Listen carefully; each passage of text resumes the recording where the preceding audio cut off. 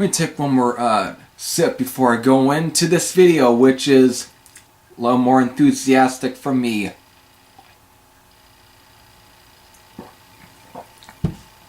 So, this is Shok Paris. Now, Shok Paris are definitely a recognizable band within the kind of underground metal scene. They were on Auburn, which was definitely home to some really good bands: Black Death, Destructor, and Breaker, and a few other good bands. And of course, Shok Paris. My introduction was actually through a downloaded copy of the Cleveland Metal Comp. And I downloaded it just mainly so I can hear the two Black Death tracks, which are only exclusive to that comp. Only exclusive. But Shok Paris was on there. And it was with the Go Down Fighting. It was on there, and I liked it, but it wasn't a pure mind-blowing track for some reason. I was totally wrong. But until I had picked up, I have it right here, because back in 2012, when I was down in Fresno, like for December or so, for Christmas Eve, I went over by Spinner's Records to check it out, and I came across a Shok Paris release.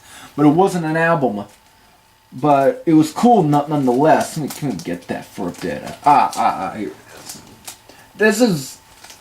And I picked up this. This is the single for Steel and Starlight, which will be the next album I'll talk about. But when I saw this, the Cleveland Metal Comp came to my mind. And I'm like, this is interesting. So I had to pick it up. So I did. Now, when I got home to actually listen to this, I actually dug it. But what I did not know is that the singer on the Go Down Fighting, the singer of that version of that was featured on the Cleveland Metal Comp, had a different singer. His name was Buddy McCormick. But when they released the Go for the Throat album, having trouble speaking, in 1984, not to be confused with, of course, the San Antonio Slayer album that I had reviewed for this month. But the singer on here would be of course, they would do a version of Go Down Fighting for the Steel and Starlight album. But his name was Vic Hicks, who ends up singing. He has a much better voice. This guy, at times, kind of reminds me a little bit of Ronnie James Dio in some ways, at times. Or, at times, this band even has a little bit of a Thin Lizzy vibe to it as well. And on the sound, this is definitely good. So let me kind of put that, set that aside. But that changed my mind a bit on Shok Paris, and upon doing this, video, I decided to give Go for the Throat a listen, because I never listened to it. Let me just say, this is definitely a good album. Vic Hicks, even on this album, he still sounds like how he does on Steel and Starlight and Concrete Killers. This guy is a underrated singer, if you ask me. Such a powerful voice. And it's definitely much better than Buddy McCormick. This guy literally takes the mic by his hand and grip, and he just fucking, he takes it with command. He commands the attention. With, of course, the album starts off with the instrumental title, Mercedes di Sade. I probably butchered the fuck out of that. But it's an instrumental, and it's kind of a song. More though than less. It's not a complete guitar noodling track like the other one that I just talked about, but here is used as an intro to the track Battle Cry, which is damn good track. But there's definitely some good tracks on here. Of course, you got the title track with Go for the Throat, fucking great track.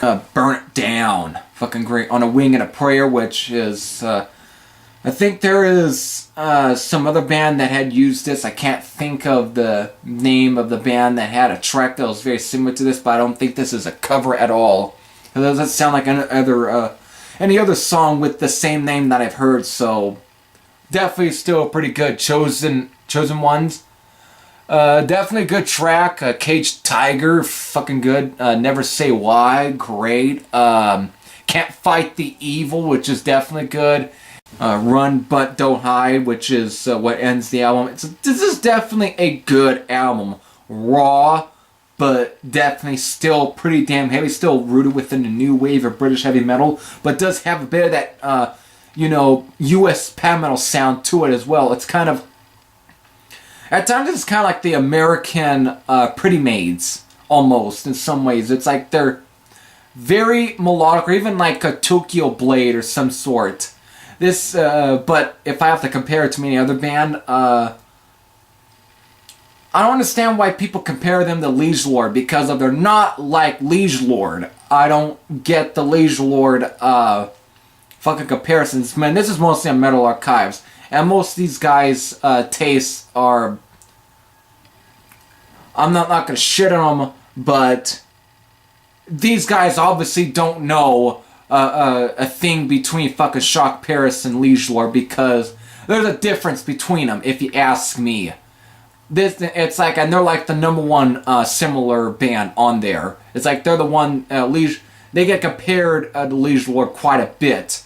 And there's no fucking comparisons between Shok Paris and Liege Lord. I don't think these people even listen to a fucking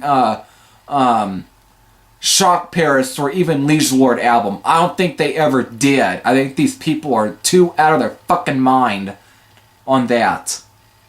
But they are definitely similar to a few other ones on here. Hex, maybe like the first Hex album, maybe. There's definitely similarities between them. Even like Sabotage, maybe. There's just, but they're a little more melodic as well. But this is definitely still a very good album by a band that will definitely release probably better. But this still is a good album. So with that, if you have heard Go for the Throat, what are your thoughts? And if you have any thoughts, you can post your comments down below. After this, they would get signed to IRS Records, which of course is that guy right there, Mr. IRS, which of course was the home to like Black Sabbath at the time. So with that, see you on the other side.